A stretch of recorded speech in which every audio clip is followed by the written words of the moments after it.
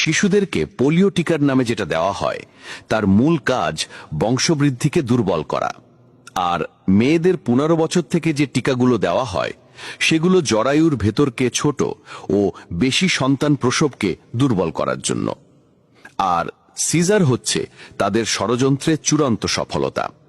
এই লক্ষ্যে এরা কয়েকটি ধাপে কাজ করে থাকে। 1, ছোটবেলায় পোলিও টিকা। 2, 9 থেকে 14 বছরের টিকার মাধ্যমে জরায়ুর ভেতর ছোট ও বেশি সন্তান দানে অক্ষম করা।